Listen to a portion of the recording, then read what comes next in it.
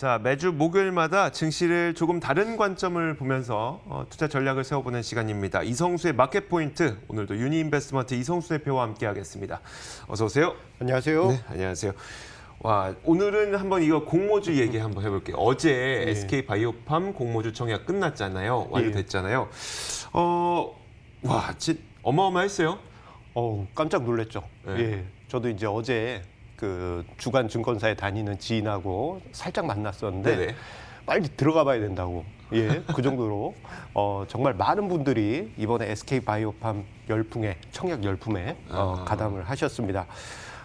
SNS상에 올린 많은 분들의 이야기를 보다 보면요.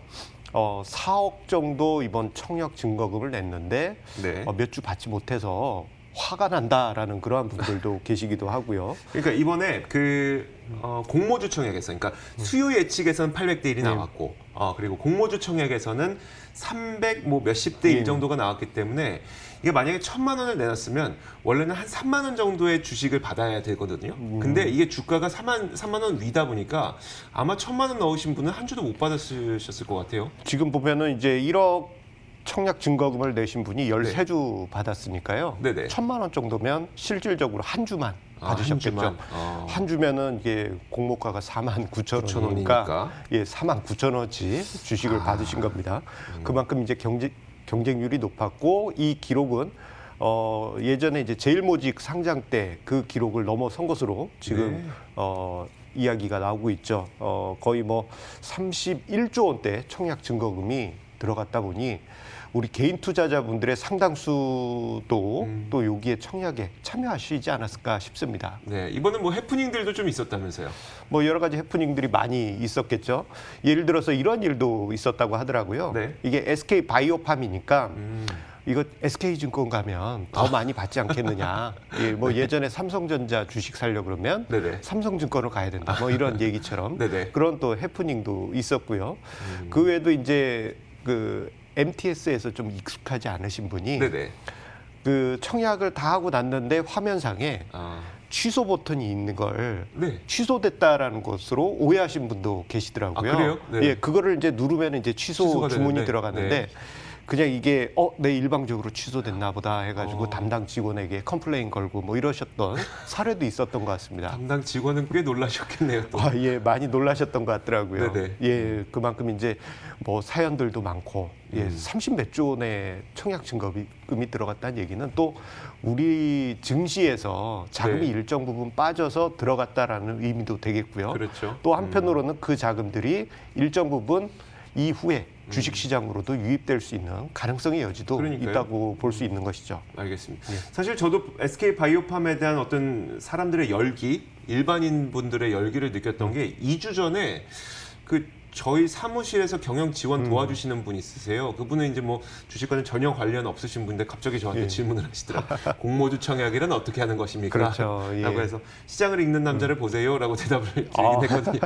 잘 설명이 나와 있기 때문에. 어쨌든 뭐 그 정도로 굉장한 열기를 보였어요. 모든 분들이 정말 많은 분들이 참여할 만큼 열기를 보였는데 이번 공모의 열기를 단순히 이게 인기 있었다 이렇게 보신 건 아닐 것 같아요. 뭔가 다른 관점으로 보셨을 것 같아요. 그렇죠. 이번 뭐 공모가 열기 있었다. 여기서 그치면 그냥 뉴스 얘기랑 네. 똑같죠. 저는 좀 다른 관점으로도 많이 접근을 해봤어요. 지금 이제 일단 공모에 응하셨고, 네. 그리고 이제 물량을 이제 확정 받으신 분들 많이 계실 거 아니에요. 이분들이 이제 고민하지 않으실까? 이 주식을 계속 들고 가야 되느냐? 아니면은 언제 매도해야 되느냐? 이 부분에 대해서 고민을 많이 하시게 될 텐데. 첫날 팔아야 되냐? 뭐 이런 예, 것도 그렇죠. 고민하실 거고요. 예, 아주 중요한 이야기인데요. 네. 첫날 매도해야 된다라고 생각하시는 분들 많이 계세요. 그런데 이게 단순하게 첫날 팔았을 때 이게 어떤 효과가 있는지 이 부분에 대해서 막연하게 이야기로만 들으셨을 텐데 네네. 이 부분에 관해 가지고 좀 통계적으로 좀 분석을 오늘 해왔습니다. 그러니까 사실 공모주 청약 들어가신 분들은 은근히 경쟁률이 아주 높지 않은, 그러니까 좀 높긴 높아야죠. 안 높으면 그건 진짜 실패니까. 좀 높긴 높은데 아주 높지 않은 공모주를 공략하시는 분들이 있는 게 이게 딱 상장하는 첫날에 급등을 하면 그때 팔고 나와서 단기간에 뭐 일주일밖에 안 걸리잖아요. 일주일간에 막 큰 수익을 내고 나오시고 뭐 이런 분들도 있기 때문에 그런데 어떨까요? 실제로는 어떻습니까? 이 부분은 이제 실제 얘기를 드려보면요. 네네. 일단 상장 첫날 매도하실 때 수익을 낼 확률이 70%입니다. 예, 매우 네. 높은 확률이라고 볼 수 있겠는데요. 자, 이 이야기를 드리기 전에 신규로 상장하는 주식의 메커니즘을 좀 이해하실 필요가 있어요. 네. 저는 보통 이제 신규 상장주, 공모주 이 부분에 대해서 사람들하고 이야기할 때 결혼식 하는 날과 같다. 그렇게 표현을 합니다. 네. 우리가 이제 결혼식 하는 날 보게 되면은 신랑이든 신부든 가장 아름다울 때입니다. 네. 뭐 이주호 앵커님 같은 경우에는 그 이후에도 멋지시지만 아니 그날이 최고였어요. 그 다음에 하락세입니다. 네. 아이고 저 같은 경우에는 바로 결혼식 다음 날부터 꼴뚜기가 됐습니다. 예. 자, 이런 것처럼 신규 상장한 종목들 같은 경우 그 이전에 가장 아름다운 모습을 보이기 위해서 재무제표 부분도 최대한 네. 노력을 해가지고 아름답게 만들고 실적도 최대한 직원들이 노력해가지고 최대한 아름답게 그렇게 만듭니다. 자, 그런데 상장하고 난 다음에는 굳이 그런 노력이 필요가 없잖아요. 네. 그러면 이제 정상 회계로 돌아가게 되면서 이후에 좀 실적이나 이러한 부분이 좀 아쉽게 흘러가는 경향이 있어요. 그렇기 때문에 상장하는 날 가장 아름다운 주가를 만들게 되고 그 이후에는 좀 아쉬운 그런 주가 흐름이 만들어지게 됩니다. 자, 관련해 가지고 신규 상장 후에 네. 120일 동안의 주가 흐름을 좀 조사한 게 있습니다. 네. 예, 함께 좀 표를 제가 준비한 게 있는데요. 그거 가기 전에 예, 이론적으로 상장 첫날 가장 그 수익률이 높은 건 상한선이 어디까지예요? 그 중요하죠. 이 가장 중요한 걸 좀 제가 빼먹고 네네. 넘어간 것 같습니다. 자, 보통 이제 신규 상장할 때요. 네. 기준가가 먼저 결정이 돼야 돼요. 네. 이제 동시효과에서 기준가가 결정이 되고 그 다음에 그 기준가를 기준으로 해가지고 상한가 네네. 우리가 아는 30% 선이 30%. 결정되는데 네.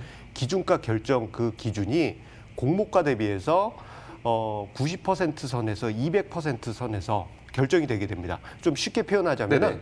공모가 대비해서 최소 마이너스 10%, 네. 최대 100%. 아니 뭐 더블이라고 그러니까 이렇게 하면 보면 되겠어요. 그러니까 어차피 SK 바이오팜 얘기니까 49,000원이 이제 공모가로 정해진 예. 거잖아요. 그러니까 최대 2배. 그러니까 98,000원. 예. 98,000원에서 이걸로 시작을 할 수 있는 거예요. 최대 98,000원에 시작을 해서 30%까지 더 올라갈 수 예. 있는 겁니다. 그렇죠. 네. 그러면은 대략 한 뭐 12만 몇천 원 정도 되겠죠. 그렇죠. 그것을 기대하고 투자하신 분들이 대부분이실 그러니까요. 거예요. 네. 자, 그렇게 될 가능성도 있긴 있어요. 왜냐하면 이제 신규 상장주 같은 경우에 예전에 그 여러 가지 이제 긍정적인 스토리들도 많이 있습니다. 뭐 가장 대표적으로 새로운 기술. 네. 예, 21년 전에 새로운 기술 같은 경우에는 역사의 기억이죠. 그렇죠. 상장하고 100배 이상 올랐거든요. 네네. 그런 케이스도 있지만 앞서 언급드린 대로 상장한 후에 70%의 기업들이 주가가 쭉 하락하는 경향이 있습니다. 앞에서 잠깐 나왔다 들어간 이제 수익률 자료를 한번 보시게 되면요. 네네. 제가 이제 작년에 신규 상장한 종목들의 6개월 동안 주가 흐름을 분석을 해가지고 평균치를 내봤습니다.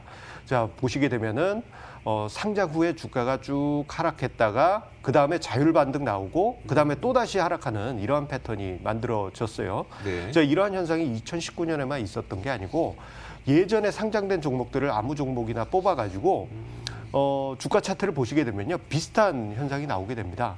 그래서 앞서 언급드릴 때 상장한 그날이 결혼식과 비슷하다라고 말씀을 드렸는데 네네. 자, 대부분의 상장 종목들 대략 앞에서 이야기 드린 2019년 케이스는 59개사가 상장을 해서 그중에 한 70% 가까이가 네, 네. 예, 하락했습니다. 6개월 뒤에.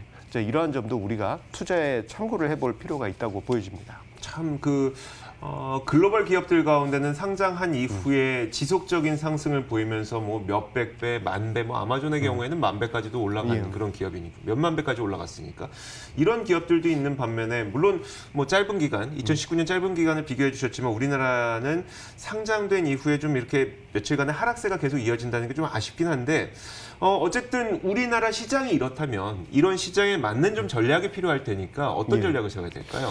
예, 이 신규 상장주가 무조건 하락하는 건 아니에요. 네네. 또 나머지 30%는 상승한다는 이야기지 않습니까? 그러니까요. 네. 자, 그런데 이번에 공모주를 처음 투자하신 분들은 한 번 정도는 요 전략을 좀 기억을 해 두실 필요가 있다고 생각이 됩니다. 이게 어떤 얘기냐면은 공모주를 오랫동안 투자하신 분들도 이 전략을 쓰고 있고요. 네네. 그리고 공모주 펀드라고 불리는 공모주 펀드들도 이 전략을 쓰고 있어요.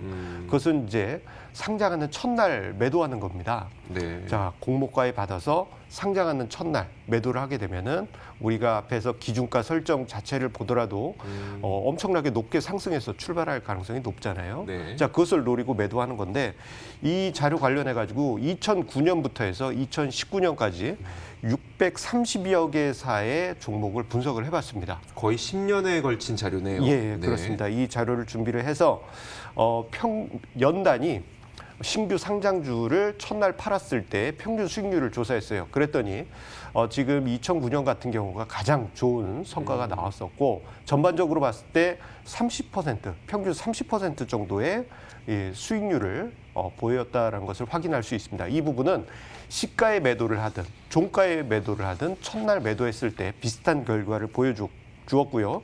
여기서도 그 흥미로운 수치, 70대 30이 또 다시 등장합니다. 네네. 자, 첫날 매도했을 때 공모가 대비해서 승률은 71%였습니다. 그게 무슨 말이에요? 그러니까 공모가 대비해서 상장 첫날 매도를 했다. 네. 매도를 했다. 그러면 수익을 낸 종목의 비율이 70%였다라는 얘기입니다. 네. 앞서서 이제 6개월 보유했을 때는 70% 정도가 하락했는데 네. 상장 첫날에는 70% 정도의 종목이 상승했다라는 점을 우리가 이 자료에서 볼 수가 있는 부분입니다. 좀 냉정한 이야기지만 그렇게 보면 첫날 팔면 승률이 70%고 6개월 뒤에 팔면 실패율이 70%라는 예. 얘기예요. 그러면은 첫날 파는 게 낫다는 얘기네요. 예, 이게 이제 통계적으로 네네. 그렇긴 합니다.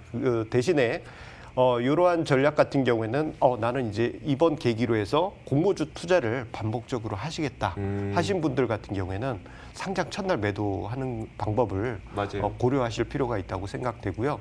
그 이유 중에 하나는 공모주를 청약해서 물량 받고 첫날 매도한 다음에 그 돈으로 새로운 또 공모주에 들어가시는 거죠. 네. 이게 이제 순환해서 반복을 하게 되면은 경쟁률이 워낙 높다 보니까 뭐 물량을 충분히 받지는 못하지만 뭐 그래도 은행 금리보다는 훨씬 높은 수준의 실질적인 수익률을 만들 수가 있습니다. 그리고 보게 되면은 이제 우리가 가장 궁금한 게 SK 바이오팜이 네네.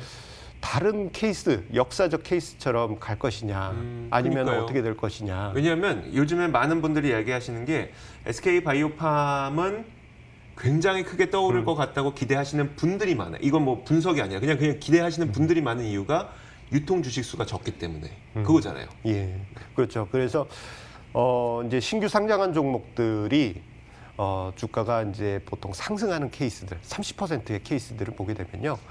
시장 상황에 영향을 많이 받습니다. 네. 시장 분위기가 좋을 때는 정말 21년 전처럼 새로운 기술 같은 엄청난 주가 상승이 나올 수도 있고, 그러니까요. 그리고 또 한 가지 변수가 이제 경쟁률입니다. 경쟁률이 워낙 높은 경우에는 신규 공모할 때 그때 물량을 받지 못한 분들이 시장에서 매수를 하시게 돼요. 네. 그래서 이제 시세가 연장되는 경우가 많이 있습니다. 네. 그래서 이 부분을 단편적으로 정답은 이야기를 드리기는 어려울 것 같습니다. 그렇죠. 종목 단위에서 SK 바이오팜 내가 이 종목에 희망을 걸고 이번에 공모주에 청약했다 그러시면은 일단 추가적인 상승 가능성도 있겠지만 이번에 내가 공모주 투자를 한번 경험상 해봤다. 그러니까요. 그래서 내 옆집 친구를 봤더니 이 친구는 공모주 투자로 계속 순환을 하다 보니까 수익률이 은행이자보다 훨씬 좋더라. 네네. 그러한 것을 선례를 보고 본인도 하시겠다 하신 분들 같은 경우에는 첫날 매도하는 게 교과서적인 정석적인 방법입니다. 예, 그래서 이번에 SK 바이오팜이 전체적으로 봤을 때 경쟁률도 높았고, 네. 그리고 여러 가지 이제 제약 바이오 섹터에 대한 시장 분위기도 좋기 때문에 추가적인 상승 가능성은 있겠지만 이 점은 좀 유의해 주실 필요가 있다고 봐요. 네. 공모에는 응하지 않았어요. 네네. 하지만 이 회사가 좋을 것 같아서 매수를 하려고 한다 생각하신 분들 같은 경우에는 정말 이 어떤 모멘텀 투자 외에 일반 투자자분들은 좀 조심하실 필요가 있다고 생각합니다. 네네. 통계적으로 봤을 때 그래도 70% 케이스는 하락을 했기 때문에 이 점은 우리가 좀 한 번 정도는 생각해 볼 변수가 아닐까 싶습니다. 알겠습니다. 사실 이번 케이스만 놓고 보면 1,000만 원을 넣었던 분이 한 주를 받았기 때문에 이 한 주식이 만약에 뭐 최상단까지 첫날 최상단까지 간다고 하더라도 얻을 수 있는 수익은 고작 한 7, 8만 원 정도밖에 안 돼요. 그 말은 1,000만 원의 수익률 자체가 굉장히 좀 낮을 수밖에 없다는 거지만 이번에는 정말 그만큼 좀 공부하는 그 기회로 삼으면 예. 다음 공모주 투자에서 굉장히 큰 도움이 되지 않을까라는 생각이 듭니다. 자, 유니인베스트먼트 이성수 대표와 함께 이야기 나눠봤습니다. 오늘 말씀 고맙습니다.